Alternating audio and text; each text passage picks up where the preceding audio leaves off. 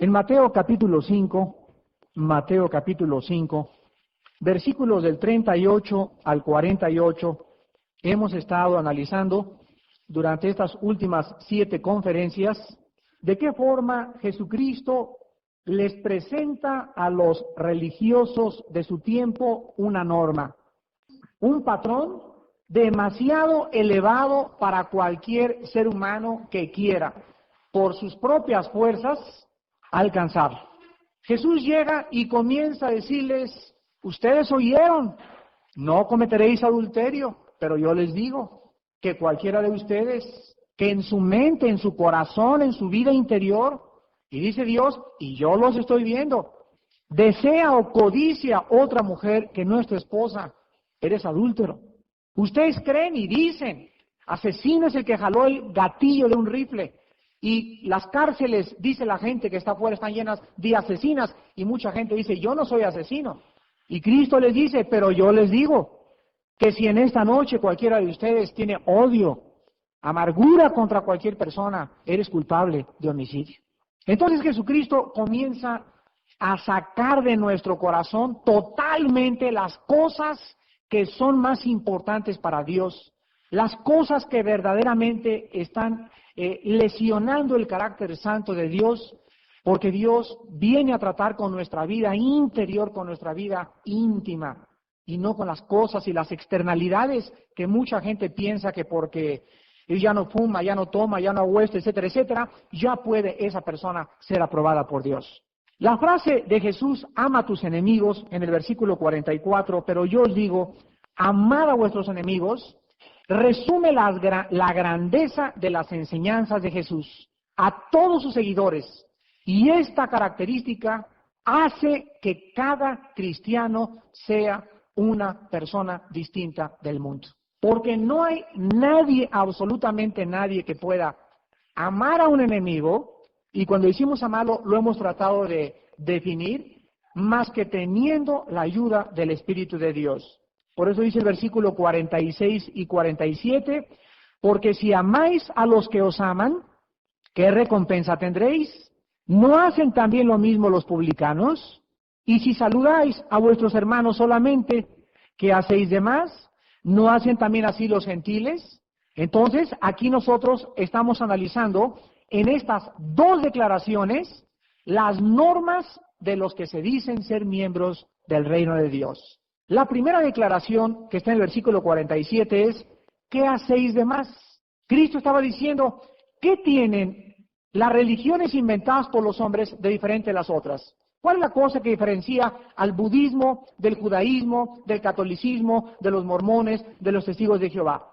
¿Qué es lo que hace una de otra que sea más y que diga, el budismo es más grande que el judaísmo o que el catolicismo por esto? Dice Cristo, ¿qué religión puede decir, la grandeza de nuestra religión consiste en algo que no tienen las demás? Cristo dice que todos tienen la misma norma. Una de las características más grandes precisamente de una persona religiosa es que una persona religiosa cumple con su religión los domingos y a lo mejor los jueves, pero en su corazón, ¿cuánto odio tienen? ¿Cuánta amargura tienen? ¿Cuánto resentimiento tienen con cuántas personas? ¿Cómo mienten? ¿Cómo engañan? Etcétera, etcétera. Y sus vidas están divorciadas, la teoría de la práctica. Entonces, la persona religiosa es la persona que te dice, yo creo en Dios, yo creo en Cristo, yo creo en esto, creo en Buda, lo que sea, cumplo con mi religión, pero sin embargo, en la praxis, en la práctica, todas aquellas cosas que creen teóricamente, no las practican. Por eso dice Cristo, si ustedes saludan a los que los saludan, pues todo el mundo hace eso. Pero si tú saludas a una persona que sabes que estás enemistado con ella, en ese momento tú estás demostrando a esa persona algo muy grande que esa persona no tiene, y es el perdón y el amor cristiano. Ahí está la grandeza precisamente de la norma de Dios. La otra declaración está en el versículo 47 también, y dice en el 46, ¿no hacen también lo mismo los publicanos? Y dice, no os hagáis semejantes a ellos. Entonces, nosotros estamos viendo la norma de Cristo, que es muy diferente a todas las demás y más altas que cualquier norma que el hombre haya inventado. En Mateo 5:20, Cristo dice, pero porque les digo que si vuestra justicia no fuere mayor, si vuestra justicia no fuere mayor que la de los escribas y religiosos o fariseos, no entraréis en el reino de los cielos. ¿Ven ustedes entonces que Jesús está diciéndonos en esta noche, nos está invitando a manifestar esa fuerza interior que hemos recibido mediante el Espíritu Santo para que nosotros podamos verdaderamente ser diferentes de los demás? Y si nosotros en esto, por lo menos en lo que a los enemigos respecta, no estamos diferenciándonos y los hacemos igual, y a la vecina de enfrente ya no le hablo ni le saludo, ni al hermano aquí en la iglesia tengo 3 semanas que no lo saludo, etcétera, etcétera, o me enojo con un hermano y me voy de la iglesia porque me hicieron cara de fucho, me disciplinaron, etcétera, etcétera, y comienzo a portarme como las demás personas que por cualquier cosita se ofenden. En ese momento dice Cristo, ¿qué hacéis de más? Tu reacción es igual a la de un pagano. Tu reacción es exactamente igual a la de una persona que jamás ha conocido la gracia de Dios. Entonces, esta norma, no solamente Cristo venía a revelarla, sino que vean ustedes, por ejemplo, en Levítico capítulo 18, en el Antiguo Testamento, que esta norma ya existía y la norma de Dios siempre se ha caracterizado por ser mayor a cualquier norma humana. Levítico capítulo 18, versículos del 2 al 4. Y antes de leer este pasaje, nada más quiero que recuerden lo que comenzamos a decir al principio, la más alta ética humana jamás podrá igualar la norma de Dios. Y este concepto no solo se encontraba en el Nuevo Testamento, sino que se encontraba en el Antiguo Testamento. Desde que Dios llama al hombre hacia Él, nos llama para que vivamos una norma, para que vivamos una vida mucho, pero mucho más elevada que la persona común y corriente que no conoce la norma de Dios. La norma de Dios siempre ha sido una, la santidad. Sean santos porque yo soy santo, dice el Señor. Y si nosotros no entendemos que esa es la altura y el nivel donde debemos de vivir, no hemos conocido la gracia de Dios. Porque la gracia de Dios nos enseña, dice Tito capítulo 2, que renunciando a los deseos impíos y paganos, vivamos una vida santa, piadosa y justa. Y si esta gracia de Dios no ha cambiado nuestra vida interior para tener ese cambio tan drástico de vida, entonces no has conocido lo que es la salvación. En Levítico 18, del 2 al 4, encontramos un ejemplo. Y vean la orden al pueblo de Israel. No haréis como hacen en la tierra de Egipto, en la cual morasteis, ni haréis como hacen en la tierra de Canaán, a la cual yo os conduzco, ni andaréis en sus estatutos. Mis ordenanzas pondréis por obra, y mis estatutos guardaréis, andando en ellos, yo Jehová, vuestro Dios. Aquí está diciéndole Dios a su pueblo, quiero que entiendan que la vida a la que yo les he llamado llamar no es como la que vieron en Egipto, no es como la tierra donde van a entrar. ¿Sabían ustedes que los cananeos eran personas que vivían pero totalmente degradadas moral, espiritual y emocionalmente? Lo vamos a ver en unos momentos. Y el pueblo donde iban a entrar los judíos era un pueblo totalmente entregado a los ritos paganos, quemaban y ofrecían a los niños al dios Moloch, practicaban las relaciones sexuales con los animales, practicaban la homosexualidad, el lesbianismo, la brujería, leían las cartas, hacían adivinación, hacían limpias, había todo lo habido y por haber que hay ahorita en el siglo XX. Y Dios nos dice, ustedes, mi pueblo, mi iglesia, viven en Canaán. Y nada más de las películas que pasan y los videos que rentan y cómo se visten las muchachas y cómo están los matrimonios y la cantidad de adulterio y de pornografía que hay para que nos demos cuenta que vivimos por un mundo corrompido. Y Dios nos dice en esta noche lo mismo que les dijo a su pueblo, no hagan como ellos. Sean diferentes a ellos, no te rías de sus chistes, no platiques sus conversaciones, apártense, salgan de Babilonia, límpiense los que llevan los instrumentos de Jehová. El pueblo, pues, debía vivir bajo normas muy elevadas que Dios prescribía y no conformarse a las normas de los pueblos de alrededor. Ahora, hay una tentación en el ser humano por seguir la corriente del mundo. Y por eso es la invitación a sálganse, vénganse conmigo, dice el Señor, porque la naturaleza humana ama el poder, busca la popularidad. A nadie le gusta que lo ofendan. Todos nosotros queremos que esa club y licenciado, ¿cómo le va? Y que nos traigan por acá, y que nos sienten en el primer lugar, y que te digan buenas noches, y cómo le va. ¿A quién no le gusta ser tratado bien? Pero cuando nosotros comenzamos a recibir un trato que no esperamos, y nos ofendemos, ¿qué estamos demostrando? Orgullo. ¿Por qué? Porque lo dijimos la clase pasada, creemos que tenemos derechos. Yo no tengo derecho que me traten así, yo no tengo derecho que me hagan eso. ¿Y qué crees? La vieja esa del club me puso una mirada fea, ya la vieja arpia, esta bruja, no le vuelvo a hablar ni siquiera. No, ¿para qué vamos a su casa ya? Y comenzamos a cualquier gente que nos haga algo, a sacar la espada y a cortar cuellos por todas partes. Esta tendencia que nosotros tenemos es una tendencia que debemos nosotros aprender, los que ustedes son cristianos jóvenes, deben ustedes comenzar a aprender a controlar. ¿Cómo puedes comenzar a crecer en tu vida cristiana? Pidiendo perdón lo más rápido posible a la persona que has ofendido o que te ha ofendido. Es la única forma de poder crecer. Si en esta noche tú tienes algo contra alguien, comienza en esta noche a practicar y dile hoy en la noche, tía, te hablo por teléfono, o mamá, te pido perdón porque anoche te aventé los trastes, o mi vida anoche te di el portazo, o no te quité la silla en el restaurante para que te sintieras, mi vida me he dado cuenta que soy un patán como esposo, no te he tratado, y comienza a pedir perdón. Y cuando hacemos eso, ¿saben ustedes qué significa eso? Esto significa humillarse. Y a nadie le gusta eso. Vuelvo a repetir, a nadie le gusta, a todos nos gusta que nos pidan perdón y que nos digan esto y el otro, pero ¿a quién le gusta venir y decirle a alguien, oye, discúlpame por eso que te hice hace 8 días? A nadie. ¿Por qué no nuestra naturaleza humana? Somos muy orgullosos, pero tenemos que ir matando ese orgullo si queremos crecer y llegar a esa grandeza de espíritu que Dios quiere que lleguemos. Y si no hacemos eso, ¿qué va a pasar? Alguien me puede preguntar, si no pasa eso, ¿sabe lo que va a pasar? Lo único que va a hacer es que te vas a endurecer.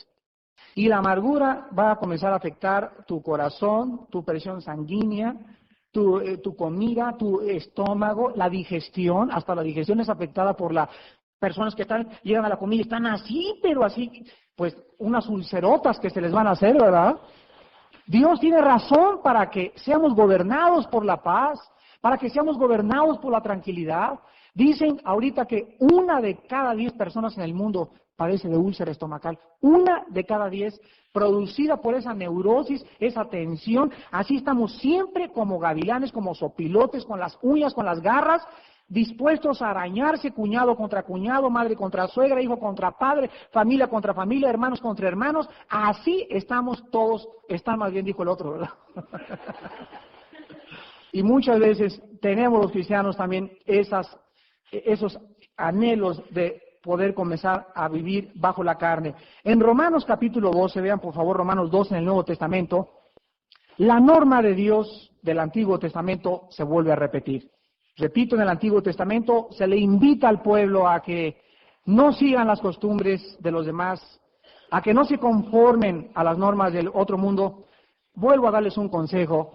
Les suplico que traigan lápiz y papel al estudio. Se lo suplico con todo mi corazón.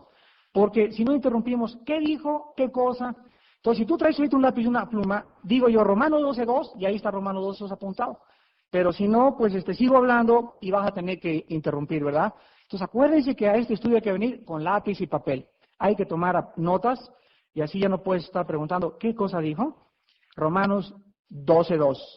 Y dice el apóstol Pablo, no os conforméis a este siglo. Ahí está. Sino transformaos por medio de la renovación de vuestro entendimiento, para que comprobéis cuál sea la buena voluntad de Dios, agradable y perfecta. Esta palabra conformarse es la palabra griega metamorfosis. Y dice la Biblia que el cristiano tiene que sufrir una metamorfosis mental. Tiene que haber un cambio tan drástico en nuestra manera de pensar que nos va a impedir que el mundo nos meta a su molde. El mundo tiene un molde. Y el mundo, por ejemplo, saca un molde mañana. La moda es la minifalda. Ahí van todas con minifalda.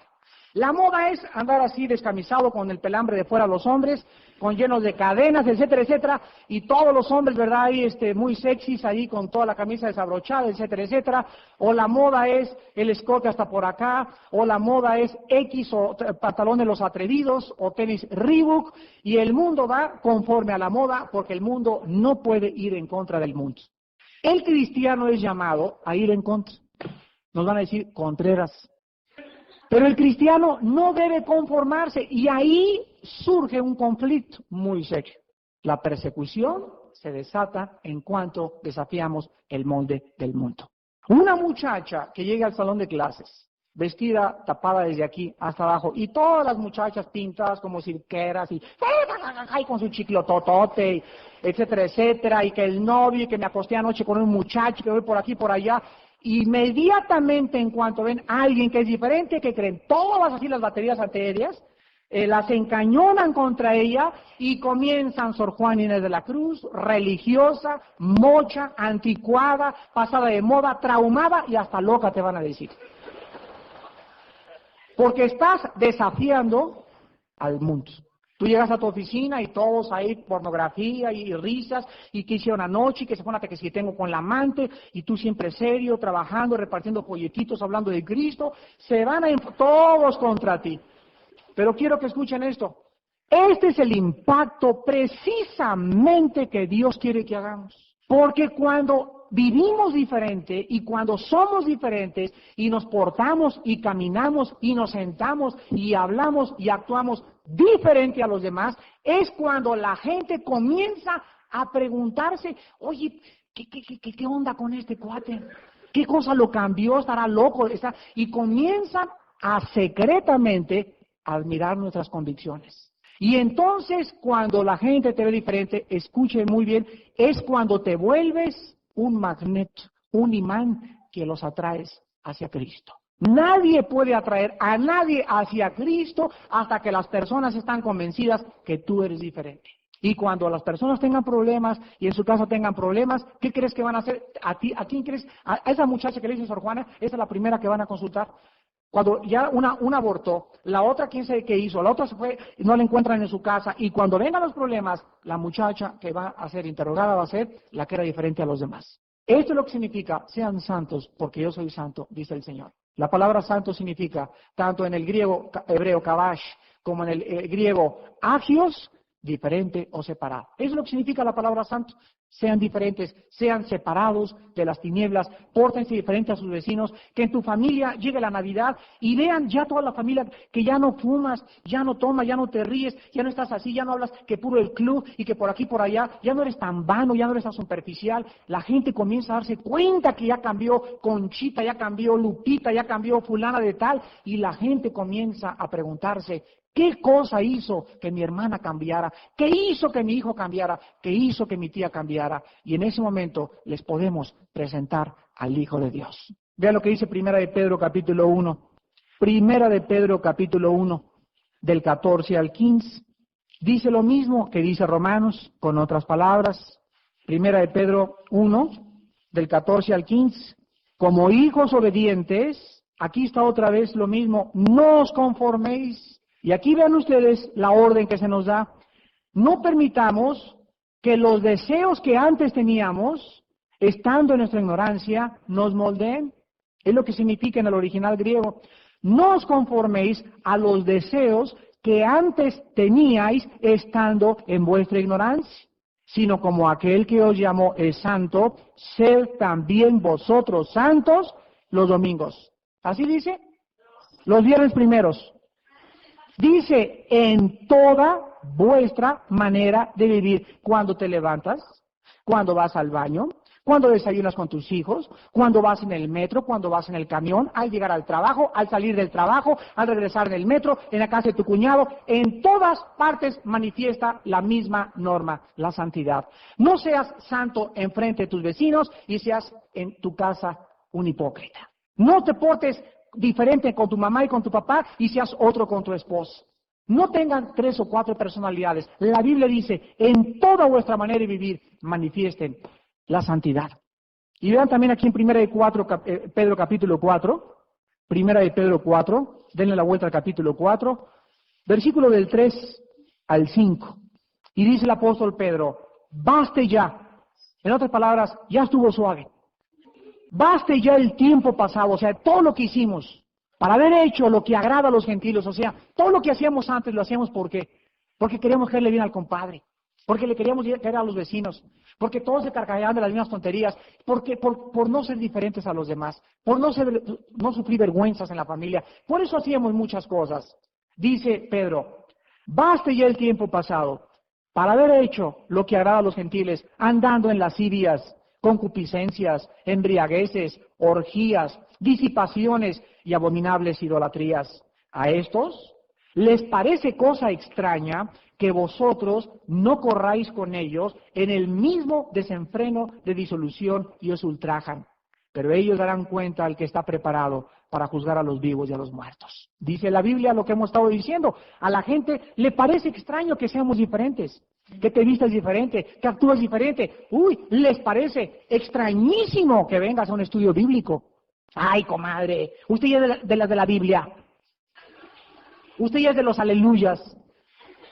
Le sorprende. ¿Pero qué? Pero le dices, me fui a una orgía, ni siquiera te dice qué dijiste, pero le dices, voy a estudiar la Biblia. ¿Qué? Porque lo que están acostumbrados a ellos a hacer no les sorprende. Pero si alguien dice, voy a un estudio de la Biblia, comienzan a girar en su mente y comienzan a sorprenderse. ¿Pero cómo es posible? Y te van a perseguir como si les dijeras, voy a ir a vender marihuana. Qué increíble, ¿verdad? Me han platicado de tantas familias que cuando sus hijos dicen voy a la Biblia, o cuando el esposo va a la Biblia, hasta les han dicho que no regresen a la casa. Como si de veras dijeran, papá, me voy a dedicar al tráfico de drogas. Pero ¿por qué ese odio, por qué esa aversión a las cosas divinas? Porque el ser humano en su corazón, en lo profundo de su alma, odia a Dios. Ahora vean ustedes en Marcos capítulo 7, la tradición que los fariseos tenían, la cual les impedía ser diferentes a los demás. Cuando Jesús les dijo a los fariseos, oísteis que fue dicho, se estaba refiriendo, ni más ni menos, a sus tradiciones. Y antes de leer Marcos 7, del 6 al 8, el 9 y el 13, quiero explicarles a ustedes lo que es una tradición. En el año 420 después de Cristo, aproximadamente, el último emperador romano, llamado Constantino, estaba en una batalla que se llamó la batalla de Milvain. Y supuestamente él, en algunos escritos, sobre todo por el monje Jerónimo, dice que vio una cruz que le decía en el cielo, sigue este signo y vencerás. Vincitoris creis doi, en el latín.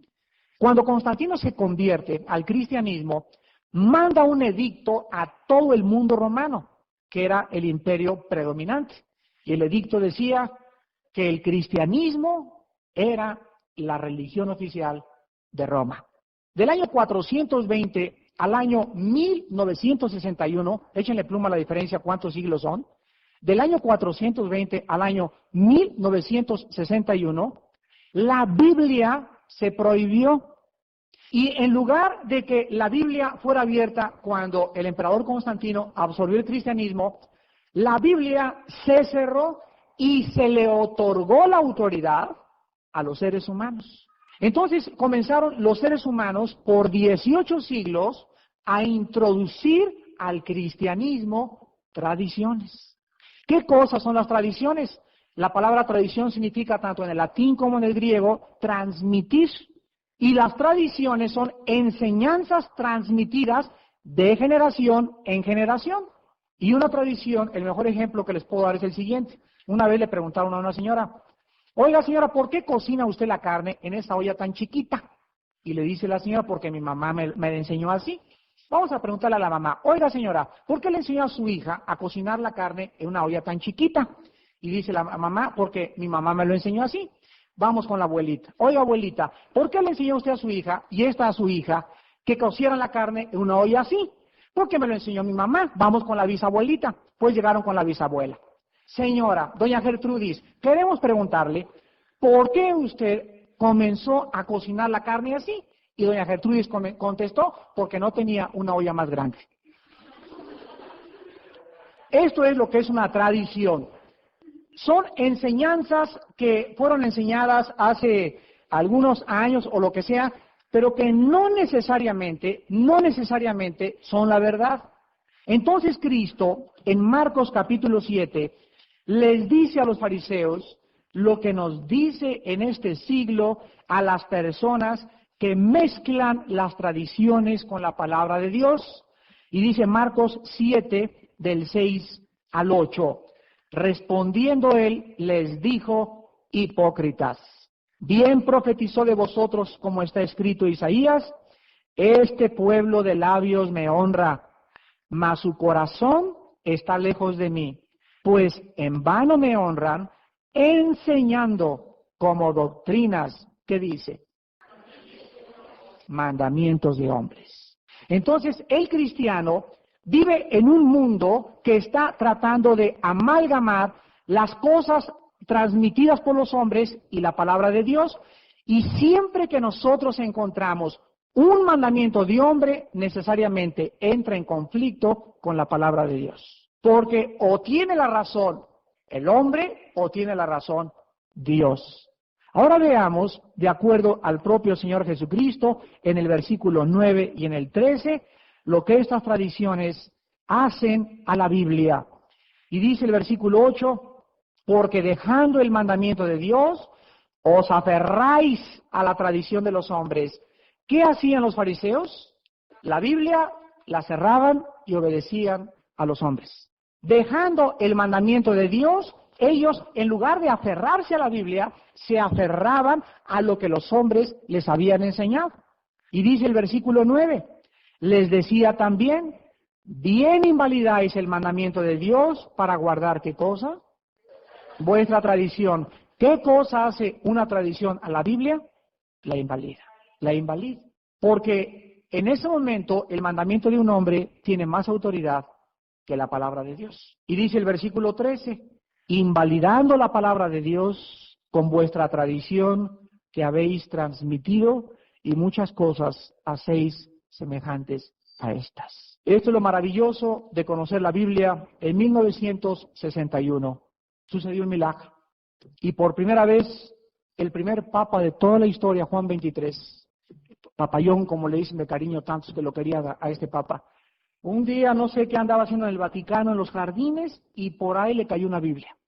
Y comienza Juan 23 a leer la Biblia y lee Marcos 7, y lee Romanos, y lee Efesios 5, y comienza y lee Éxodo 20, y comienza Juan 23 y dice: se acabó, y hace un edicto y se forma el Segundo Concilio Vaticano número 2 en 1961. Y de acuerdo a ese edicto, sale de Roma estas enseñanzas. Quiten en las iglesias las imágenes. Fíjense ustedes. Y desde el 60 para acá hay muchas iglesias católicas que tú vas que ya no hay imágenes. Hay otros que se siguen aferrando y se las quitas y te linchan. En segundo lugar, Juan 23 ordena ex cátedra que se quite la confesión auricular. Ya no necesitan confesarse con un padre. Número 3, Juan 23 manda y borra de plumazo la misa en latín. Y que el pueblo entienda lo que están diciendo. Y número 4, Juan 23 ordena a todas las personas del mundo católico que lean la Biblia. Y ahorita, qué bendición tan grande que en muchas iglesias católicas ya ves entrar con la Biblia bajo el brazo al pueblo. Y antes ni siquiera el misal traíamos. Traíamos la revista Calimán aquí atrás en la bolsa. Las enseñanzas de los judíos entonces comenzaron a pervertir las enseñanzas de Cristo, porque cuando Cristo vino al mundo, pues el Antiguo Testamento, que constaba de los libros del Antiguo Testamento, fue cerrado. ¿Y saben lo que hicieron los fariseos? Lo mismo que hicimos nosotros después de la muerte de Cristo. Hicieron un libro que se llama el Mishnah y el Torah, los hebreos. Y en este libro, en el Mishnah y el Torah, entonces miren ustedes, aquí estaba la Biblia, y durante todo el tiempo, desde Abraham hasta Cristo, durante todo ese tiempo, comenzaron los hombres poco a poco a ir cerrando la Biblia y a ir vaciando en un libro llamado el Mishnah y el Torah, que significa en hebreo la ley. las enseñanzas de los hombres. Y cuando Cristo vino, los fariseos estaban enseñando 620 mandamientos que no estaban en la Biblia. Y les voy a decir algunos de ellos. Por ejemplo, el Antiguo Testamento decía, no trabajen en el día de reposo. Los fariseos y los intérpretes de la ley antes de Cristo le agregaron y le dijeron que ni siquiera podían las mujeres ni pintarse las uñas, no podían ponerse los zapatos porque implicaba trabajo. No podían coserse un botón porque implicaba esfuerzo. Entonces no podían ni comer, ayunaban, no podían cocinar, no podían hacer nada absolutamente. Y cualquiera que una familia viera a alguien pegarse un botón el día sábado, lo linchaban y lo mataban a pedradas. Pero eso sí, así andaban enfrente de la gente. Yo cumplo esto, yo cumplo aquello, y por eso Cristo les dice, hipócritas, de labios para afuera me honran, pero su corazón no está conmigo. Todas esas enseñanzas, Cristo les dice, ¿de dónde las sacaron? A ver, ¿de dónde las sacaron? Pues que la ley, ¿quién se las enseñó? ¿Y quién fue el que lo hizo en los libros? ¿Y quién mandó esos dictos? Los hombres, no Dios. Y llega Cristo y comienzan los fariseos a rodear como buitres a Cristo y los discípulos y agarran un día a los discípulos comiendo sin lavarse las manos. Ay, chiquitos, ahorita sí no se nos escapan. Y llegan con Cristo. ¿Por qué tus discípulos son tan inmundos de no lavarse las manos a la hora de la comida? Así orgullosos y creídos y vanagloriosos y autosuficientes. Y Cristo les dice, miren, no es lo que entra lo que contamina, sino lo que sale del corazón. Porque los adulterios, las orgías, los homicidios, el odio, la venganza, sale del corazón y contamina al hombre.